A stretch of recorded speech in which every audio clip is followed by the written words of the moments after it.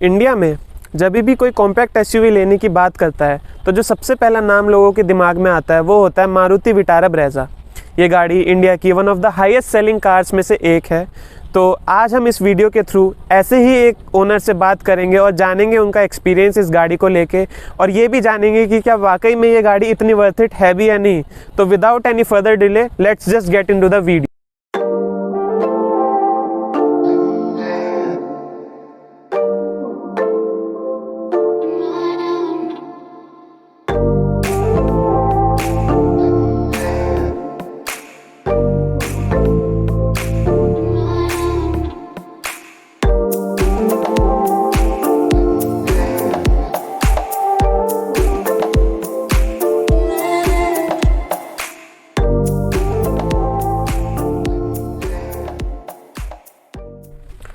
तो आज हमारे साथ जुड़े हैं हमारे अर्पित भाई, जो इस गाड़ी को ओन करते हैं और हमारे साथ अपने गाड़ी का पूरा एक्सपीरियंस आज वो शेयर करेंगे। तो hello Arpit, welcome to my YouTube channel.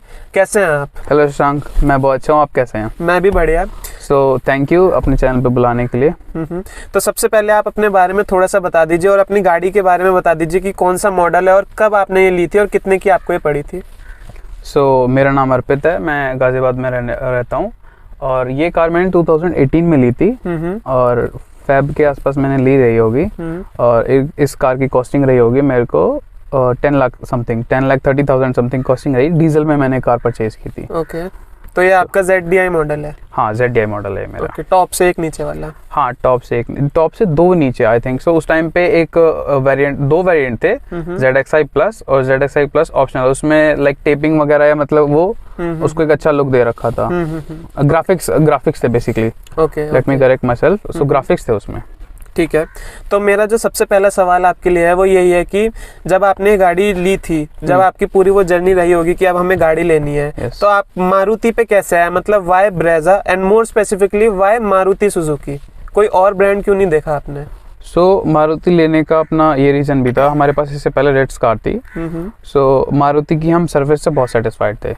सबसे बड़ी बात, दो तीन चीज़ जो हम एक हर आदमी का कोई भी चीज़ लेने का एक क्राइटेरिया होता है, अपनी नीड्स होती हैं। हमारी नीड्स के अंदर ये थी, किसी भी आदमी की बेसिक इंडियन की नीड्स ये रहती है कि minimum maintenance cost, maximum resale value, और यही दो तीन चीज़ें हमने जो है इसकी मेन देख के हमने जो है ली थी। इससे पहले जो है हमारे पास रिट्स कार थी जो कि पेट्रोल प्लस CNG पे चलती थी। तो आपने सेफ्टी को कंसिडर नहीं किया? जैसे बोला जाता है कि मारुति की गाड़ियाँ थोड़ी अनसेफ होती हैं, या फिर ऐसा कुछ आपके दिमाग में नहीं था उस टाइम? मैंने ये कार जो है काफ़ी अच्छी ड्राइव कर ली है, पर ऐसा मुझे आज तक कोई सेफ्टी कंसर्न नहीं आया। जैसे कि कार ड्राइव करने में बहुत से एक्सपीरियंसेस रहते हैं। हर टाइप की, जैसे तेज चलाना, मतलब हर चीज़ मैंने की हुई है इन 360। लाइक कि ऐसा नहीं जस्ट फॉर एक्सपीरियंस, मैंने ऐसे सभी चीज़ें ट्राई की हैं और मुझे आज तक कोई सेफ्टी कंसर्न नहीं आया। कई बार इंसिडेंसेस भी हो जाते हैं रोड पे कि बहुत हाई स्पीड पे इमरजेंसी ब्रेक लेने पड़ते हैं। अच्छे खासे मतलब जैसे जब आपकी गाड़ी में बंदे ज़्यादा बैठ जाते हैं, 5 लोग बैठ जाते हैं, तो वेट हो जाता है गाड़ी में, ग्रॉस वेट बढ़ जाता है। उस टाइम पे अगर आप ब्रेक लेते हो तो गाड़ी थोड़ा पुश करती है। वो चीज़ भी इसमें काफ़ी कम है। काफ़ी स्पीड पे 2-3 बारी ब्रेक लेने पड़े हैं। मैं कभी डिसअपॉइंट नहीं हुआ। गाड़ी की ब्रेकिंग सिस्टम और ये सबसे मैं बड़ा खुश हूँ। और वैसे भी ब्रेज़ा का तो NCAP में भी 4 स्टार रेटिंग है, तो ऐसी भी कोई बात नहीं है सेफ्टी में। मतलब मारुति की ये गाड़ी हमेशा सेफ्टी में भी थोड़ा ठीक ही रहती है। ऐसा नहीं है कि और गाड़ियों की तरह वैगनआर या स्विफ्ट की तरह बिल्कुल ही हल्की कैटेगरी में आ जाती है, तो उसमें भी कोई दिक्कत वाली बात नहीं है। हाँ, इसका जो है ग्रॉस वेट भी बहुत अच्छा है। दूसरा जैसे लाइक हमारी स्कॉर्पियो है और वैगनआर है। स्कॉर्पियो और वैगनआर की अपनी ये प्रॉब्लम है कि स्कॉर्पियो और वैगनआर थोड़ी लीन है, मतलब बॉडी ऊंची ज़्यादा है और पतली है, तो इस बॉडी का डायनामिक्स थोड़ा फैला हुआ है। जितनी लेंथ है मतलब एक प्रॉपर डायमेंशन इसने मेंटेन कर रखा है। एरोडायनामिक इसकी शेप है। एरोडायनामिक थोड़ा लेमन लैंग्वेज में बोलते हैं कि हवा को चीरते हुए टाइप से जो जाती है, या मतलब एक प्रॉपर लाइक एक आप पूरा स्ट्रेट विंडो है तो उसमें भी एयर इंड्रेस से आपकी गाड़ी की जो है एफिशिएंसी ड्रॉप होती है। ठीक है। तो जितना मैंने ऐसा कुछ मैंने इस पर रिसर्च नहीं की, पर जितना मेरा एक बेसिक मैं अपना जो मैं इसमें इस गाड़ी के लिए फील करता हूँ मैं आपको वो बता सकता हूँ। ठीक है। अर्पित, इसके अलावा आप कौन कौन सी कार ओन करते हैं? मेरे पास ये मारुति की विटारा ब्रीज़ा है और दूसरी मेरे पास मारुति की सिलेरियो है, वो भी ZXi है और ये भी ZDI है। दोनों मेरे को टॉप एंड वेरिएंट ही लेने थे बिकॉज ऑफ के लाइक फॉर सम मनी आप फीचर्स मिस कर देते हो। जैसे कि जब मैंने VDI ली थी, वो ZDI ली थी, तो जब VDI में पार्किंग सेंसर्स नहीं थे, तो जब मैंने बिना पार्किंग सेंसर्स की कार थोड़ी बहुत देर ड्राइव की और जब मेरे को बैक करना पड़ा तो लेकिन आपको ऐसा लगता है कि कुछ दिख नहीं रहा है और उसमें आपके साथ एक्सीडेंट होने के चांसेस बढ़ जाते हैं, which will increase your maintenance cost. So that was an unusual choice कि जितना मैं पैसा कम करूँगा और फीचर्स कम लूँगा उतना मेरे को मेंटेनेंस में बार बार रिपेयर में डालना पड़ेगा। और ये चीज़ें ऐसी होती हैं, लाइक ये नहीं है कि हमेशा आप ही कार चला रहे हो, मेरे घर में मम्मी पापा भाई सभी लोग कार चलाते हैं, सो कभी किसी को देनी भी पड़ती है। And this is a thing like कि आपको फैमिली में ये चीज़ें रखनी पड़ती हैं और मुझे लगता है रखनी चाहिए, बिकॉज नीड्स इज टाइम का कुछ नहीं पता। सो किसी और को भी प्रॉब्लम हो सकती है, अब कोई और गाड़ी टूट जाए किसी से भी तो वो भी गलत होता है। सो इसलिए ज़्यादा फीचर्स से ज़्यादा हम लोग सेफ्टी कंसिडर कर पा रहे थे, तो मैंने सोचा कि यार this is the best decision कि मैं जो है ZDI के लिए जाऊँगा। और ZDI और ZXi दोनों जो कार हैं मैं टॉप एंड वेरिएंट खरीदना पसंद किया मैंने। Okay, fair enough. Yes. तो अब तक आपने कितनी चला ली है ये गाड़ी अपनी? सो ये कार अप्रॉक्स मैंने 65,000 के करीब चला ली। 65,000। तो Yes. आपने बताया 2018 में आपने ली थी, तो Yes. लगभग 4 साल में आपने 65,000 चला ली है अब। हाँ यस, अभी इसको 4 साल हो गए हैं। तो काफ़ी ज़्यादा अच्छी रनिंग है, मतलब आपकी, मतलब काफ़ी अच्छी खासी आपकी रनिंग है। हाँ रनिंग अच्छी है। ओके, तो मतलब जैसे आपने बताया कि 65,000 आपने अपनी गाड़ी चला ली है, तो अब तक आपको पूरी एक इन डेप्थ नॉलेज हो गई होगी अपनी कार की कि इसकी जितनी भी सारे फीचर्स हैं या जो भी कमियां हैं या जो भी खूबियां हैं, तो उनकी अच्छे से बिल्कुल डिटेल आपको एक एक चीज़ के बारे में पता चल गया होगा। एग्जैक्टली। तो मतलब सबसे पहले मेरे को आप ये बताइए कि ऐसी कौन कौन सी चीज़ें हैं जो इस गाड़ी में आपको बेस्ट लगती हैं, मतलब कि गाड़ी में बैठते ही आपको लगता है कि हाँ यार ये फीचर्स जो हैं जिनको देख के मेरे को बहुत ही कॉन्फिडेंस फील होता है, मेरे को बहुत ही अच्छा फील होता है। सो बेसिकली मैं बताता हूँ, मैं हमारे पास इससे पहले मारुति की रिट्स कार थी। ओके। सो हमने वो सेकेंड हैंड बाय की थी जस्ट टू, जैसे कोई भी बंदा इनिशियली नई कार नहीं लेता, आई थिंक सो हम लोगों का डिसीजन नहीं था क्योंकि हम लोग 4 लोग हैं फैमिली में, हम लोगों को किसी को भी कार ड्राइव नहीं करनी आती थी, to be honest and frank. So हम लोगों ने एक सेकेंड हैंड कार ली ताकि हम लोग उससे ड्राइव सीख सकें। सो उस कार से हमारे कुछ बैड एक्सपीरियंसेस थे, जैसे कि हम लोग CNG ड्राइव करते थे, तो CNG में एक इंजन पिकअप का इशू हमको लगा, दूसरा वो एक ड्राई फ्यूल था, सो हम लोग को वो उसकी परफॉर्मेंस पसंद नहीं आती थी। तीसरा ये था उसके ग्राउंड क्लियरेंस का इशू था। जैसे हमारी गाड़ी की रनिंग बेसिकली गांव में, हम लोगों का जो रिलेटिव्स हैं या पापा का हमारे का जो काम है जो भी है बेसिकली हमारा ज़्यादातर गांव की ड्राइविंग्स हैं। सो गांव की रोड उतनी अभी थोड़ी अच्छी हैं या जो भी है आप सिचुएशन आप ज़्यादा फैमिलियर अच्छे से, सो उस टाइम पे भी नहीं थी, तो हमारी गाड़ी का ग्राउंड क्लियरेंस कम होने का सो नीचे से लग जाती थी कहीं भी सड़क पे, अच्छा ब्रेकर आया या कुछ भी, सो उसमें कई बार उसका इंजन ऑयल लीक हो गया था। सो हम लोग उससे बड़े परेशान थे। सो हमने इस कार को इसीलिए कंसीडर किया कि इसका ग्राउंड क्लियरेंस बहुत अच्छा था। लाइक एक इतना अच्छा तो नहीं कहूँगा, लाइक एक बड़ी SUV जो होती हैं कि कहीं से भी जंप कर जाती है, बट उतना बुरा नहीं है कि अगर आपको थोड़ी भी ऑफ रोडिंग या कुछ भी आपको करना है सो ये कार आपको कभी भी डिसअपॉइंट नहीं कर सकती। इस कार के बहुत अच्छे वो हैं, मतलब आप जंप्स ले लो, शॉकर्स ले लो, ये कार मैं कभी इससे डिसअपॉइंट नहीं हुआ। और दूसरी बात तो ये रहेगी कि आप जैसे पूछ रहे थे कि आपको स्पेसिफिकली ब्रीजा क्यों पसंद आई। लाइक हम लोगों ने प्लान किया था, हम लोगों ने वो कार 2 लाख समथिंग की सोल्ड की थी। सो हम लोगों का ये था कि भाई 5-6 लाख और डाल लेते हैं, 6-7 लाख में हम लोग जो है कार कोई भी ले लेते हैं। उस टाइम पे इकोनॉमिक कार स्विफ्ट थी। हम लोगों ने कार बहुत देखी थी, WRV भी देखी थी और भी डिज़ायर भी, काफ़ी कार्स देखी थी, तो हमारी एलिजिबिलिटी में वो नहीं सेट हो पा रही थी। जैसे स्विफ्ट बहुत छोटी बैठ रही थी, हम लोगों ने पहले स्विफ्ट लेने का प्लान किया, तो स्विफ्ट से इमीडिएटली हमने सोचा कि बूट्स जो डिग्गी का स्पेस है वो अच्छा मिल जाएगा, डिज़ायर ले लेते हैं। फिर जब हमने डिज़ायर का प्लान किया तो कंसल्टेंट ने जो जहाँ से हमने बाय की वो बोला कि सर अभी जो अपग्रेड्स कर रहे हैं BS6 BS4 जो ये अपग्रेड चल रहे हैं, इनमें कंपनी ने ग्रॉस वेट बहुत घटा दिए हैं। सो आप अगर इसको थोड़ा स्पीडली ड्राइव करते हो तो वहाँ थोड़ा आपको कंसर्न आएगा। और उसी टाइम पे ब्रीजा में थोड़ा बूम आया था। सो हम लोगों ने इसकी टेस्ट ड्राइव ली, तो हम लोगों को सबसे जो एक अच्छी चीज़ पसंद आई थी, हैंडल पे जब हम लोगों ने ड्राइविंग सीट ली तो हम लोगों को हैंडल पे बैठ के काफ़ी ग्रिपी और काफ़ी स्ट्रॉन्ग और मस्कुलर फील देती है गाड़ी। और अच्छी हाइट है तो बॉनेट व्यू जब अच्छा मिलता है तो आपको एक ज़्यादा अच्छा परसेप्शन मिलता है ड्राइव करने का, प्रिसीजन और एक्यूरेसी आपकी बढ़ जाती है कि आपको कहाँ से कितना टर्न लेना है। जैसे कि अगर एक शॉर्ट बंदा भी है तो उसको भी कोई प्रॉब्लम नहीं होती। जैसे मेरा ब्रदर थोड़ा लंबा है, सो उसके लिए लेग रूम और हेड रूम बहुत अच्छा है इस कार में। जैसे उस कार में वो थोड़ा स्टक फील अपने आप को फंसा हुआ फील करता था, तो इसलिए इस कार में हम लोगों को यही चीज़ बेस्ट लगी कि एक स्पोर्टी लुक देती है, जैसे आप मतलब हैंडल ग्रैब करके भी आपको एक मस्कुलर बहुत स्पोर्टी फील देती है कार। ओके।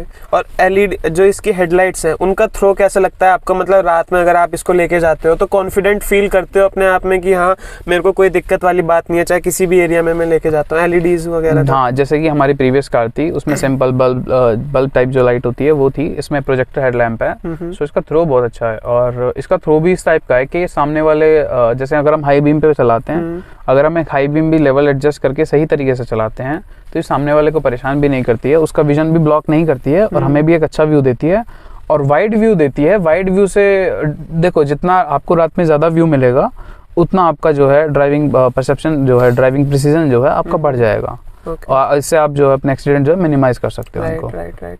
और एसी की अगर हम बात करें तो जैसे इसमें हमें कंपनी पीछे बैक ऑफ द मतलब रियर प्रोफाइल में एसी प्रोवाइड नहीं करती है एसी वेंट्स, तो ऐसा नहीं लगता आपको कि मतलब कि कूलिंग में थोड़ी कमी रहती है, या फिर पीछे बैठने वाले लोगों को थोड़ा मतलब दिक्कत फील होती है इससे, या फिर जो इसका एसी है वो ठीक परफॉर्म करता है, ऐसा कुछ मतलब? तो देखो जहाँ तक एसी की बात है, एसी से भी कोई डिसअपॉइंटमेंट नहीं है। इसका ऑटोमेटिक एसी है, जो इससे लो मॉडल था VDI उसमें मैनुअल एसी था, इसमें ऑटोमेटिक एसी है। सो इसमें टेम्परेचर भी सेट कर सकते हैं हम अपनी नीड्स के अकॉर्डिंग। सो मुझे आज तक ऐसा कुछ फील नहीं हुआ। जैसे जून जुलाई में इसका थोड़ा डार्क कलर है तो जल्दी गर्म हो जाती है गाड़ी। तो अगर मोस्टली 1.5 मिनट 2 मिनट में या 3 मिनट में गाड़ी अच्छे से कूल हो जाती है। और पीछे वाले बंदों की कभी मैंने कंप्लेंट नहीं सुनी कि मेरे को हवा नहीं आ रही या मेरे को कूलिंग फील नहीं हो रही। सो ऐसा कुछ मैंने कभी फील नहीं किया। इसका एसी का आउट थ्रू बहुत अच्छा है, और मतलब मोर देन इनफ है, मेरे लिए बहुत है। कभी मैंने ऐसा फील नहीं किया, जबकि मुझे गर्मी थोड़ा ज्यादा ही लगती है नॉर्मल लोगों से, पर मैंने कभी ऐसा फील नहीं किया। मैं पीछे भी बैठा हूँ जुलाई में भी, तो मुझे ऐसा कभी फील नहीं हुआ कि इसका एसी का आउटपुट या आउट थ्रो अच्छा नहीं है। ठीक है। तो अगर म्यूजिक सिस्टम की हम बात करें तो इसमें हमें एंड्रॉइड ऑटो या एप्पल कारप्ले का कोई ऑप्शन नहीं मिलता है, तो आपको कभी ऐसा नहीं लगता कि वो फीचर भी इसमें होना चाहिए था? या फिर जो स्पीकर की साउंड क्वालिटी है वो किस तरीके की आपको लगती है इसमें? देखो जैसे कि जहाँ तक कि आप एप्पल कारप्ले की बात कर रहे हैं, देखो ये था कि मैं इससे जो एक टॉप एंड वेरिएंट और ले रहा था उसमें एप्पल कारप्ले था, पर मुझे उतनी नीड नहीं लगती टू बी ऑनेस्ट। एक एप्पल कारप्ले में बेसिकली ये है कि आप व्हाट्सएप मैसेज सीन कर सकते हो, सिंपल मैसेज सीन कर सकते हो, अपने फ़ोन की एक्सेसिबिलिटीज़ थोड़ी और ज़्यादा बढ़ा सकते हो, चाहे वो एंड्रॉयड है चाहे वो एप्पल है, नेविगेशन वगैरह। हाँ, सो मुझे कभी ऐसा उतना कुछ फील नहीं हुआ। मैंने एंड्रॉयड ऑटो वाली भी यूज़ की है, मेरी नीड के हिसाब से मुझे सफिशिएंट लगी, मोर देन इनफ लगी, क्योंकि कॉल्स पिक कर सकते हैं, स्टीयरिंग माउंटेड कंट्रोल्स उतने इनफ हैं इसमें, कॉल्स पिक कर सकते हैं, डिक्लाइन कर सकते हैं, किसी को कॉल कर सकते हैं। और साउंड क्वालिटी स्पीकर्स की साउंड क्वालिटी के बारे में आपको ये बता सकता हूँ। बस देखो मुझे जैसे मेरी प्रीवियस कार थी उससे मुझे इसमें काफ़ी अच्छा म्यूजिक सिस्टम मिला। म्यूजिक सिस्टम इसका बहुत फाइन है। 2-3 चीज़ें होती हैं जैसे म्यूजिक में भी कि आपको क्लियरिटी कितनी आ रही है और दूसरा बेस कितना आ रहा है। सो मुझे इसका बेस मोर देन इनफ लगता है, लाइक इसमें 34 पॉइंट्स तक साउंड होती है। सो लाइक अगर आप 15 to 20 पॉइंट्स भी अगर आपने साउंड की हुई है तो बेस बाहर जो बंदा खड़ा उसको पता चलता है कि हाँ गाड़ी के अंदर बेस है। देखो उतना जो एक बाहर से इंस्टॉल्ड बेस ट्यूब्स है वो होते हैं, वो आफ्टर मार्केट जो चीज़ें होती हैं वो अलग होती हैं। वो तो लाइक एक विंडो वाइब्रेटिंग सिस्टम ही हो गया बिल्कुल। मुझे उतना नहीं चाहिए, क्योंकि वो होता है कि आप हाँ लाइक किसी को शौक होता है वो, मैं उसको खराब चीज़ नहीं बताऊंगा, वो अपना शौक है, पर मेरे लिए मोर देन इनफ है। कभी मुझे ऐसा फील नहीं हुआ। जैसे कि कई बार फैमिली फंक्शंस में गाँव में ऐसा होता है कि हम लोग इसको गाड़ी को खोल के भी अगर गाना चलाते हैं मोर देन इनफ साउंड आता है, और मुझे इतना काफ़ी लगता है। फिर इससे ज़्यादा अगर आप साउंड लेते हो बेस वगैरह या लेते हो तो वो आपको लॉन्ग ड्राइव में थोड़ा परेशान करता है। लाइक आप लाउड म्यूजिक 1 घंटा सुन सकते हो, 2 घंटा सुन सकते हो, पर आप लॉन्ग ड्राइव पे जा रहे हो तो आप नहीं सुन सकते। सो मेरी रिक्वायरमेंट इतने में फुलफिल हो जाती है अच्छे से। ठीक है, तो अब सबसे इम्पोर्टेंट चीज़ की बात कर लेते हैं, जो कि मारुति लवर्स की सबसे ज़्यादा फेवरेट चीज़ होती है, वो होता है माइलेज। तो ये कितना देती है, मतलब हाईवे पे और सिटी में ये गाड़ी आपको कितना माइलेज प्रोवाइड कर देती है? तो एक बार उसके बारे में और बता दीजिए अच्छे से। सो माइलेज की जहाँ तक बात है मैं आपको बताऊँ, मैंने इसमें माइलेज में कई तरह के मैंने वो कर रखे हैं। जैसे कि मतलब मुझे थोड़ा कार का है टेस्ट, तो कहाँ मुझे अपने आप से वो है, तो मैंने कार का इसका टेस्ट किया था। तो मैंने फ्यूल बिल्कुल एम्प्टी किया था, बिल्कुल ज़ीरो किया था स्टेशन, वहीं फ्यूल स्टेशन पे खड़े करके मैंने इसको स्टार्ट रखा जब तक ये बंद नहीं होगी। मैंने इसको रिफ्यूल कराया। सो मैंने हाईवे पे टेस्ट किया। अगर आप इसको हाईवे पे 5th गियर में आप इसको 80 से 100 के बीच में चला रहे हो, 100 मतलब 80 से 100 के बीच में, तो ये आपको 24 से 25 का भी एवरेज देती है। 24 से 25। और मैं खुद देख के बड़ा हैरान था। एसी के साथ? हाँ, विद एसी। ओके। अच्छा, आप एसी की बात कर रहे हैं तो मैं आपको एक एड ऑन इन्फॉर्मेशन दे दूं कि जैसे बहुत से लोग क्या करते हैं, अपनी विंडोज़ खोल के गाड़ी चलाते हैं, तो वो लोग ये सोचते हैं कि हमारा फ्यूल बच रहा है एसी चलने से। उतना फ्यूल एसी विंडो आप बंद करके तब आप एसी ऑपरेट करेंगे। एसी जब आप विंडोज़ खोल लेंगे तो अब आप गाड़ी चलाएंगे तो एयर रेजिस्टेंस हवा से पीछे की तरफ गाड़ी इतना जाएगी और उससे इंजन का प्रेशर बढ़ जाएगा, वो फ्यूल कंजप्शन उतनी ही होती है। ये हमारा सिर्फ एक मिसकंसेप्शन है। ये चीज़ भी मैं ट्राई कर चुका हूँ। अननेसेसरी गाड़ी अंदर से गंदी हो जाती है, लोगों को धूल लगती है, और इससे मुझे कभी कोई फ़र्क नहीं पड़ा। मैंने हमेशा विंडोज़ अप करके ड्राइव किया है और मुझे एसी से कभी ऐसा सच वो नहीं हुआ। और मैंने हाँ, एक चीज़ और मैं अपना पर्सनल एक्सपीरियंस आपके साथ शेयर करूँगा।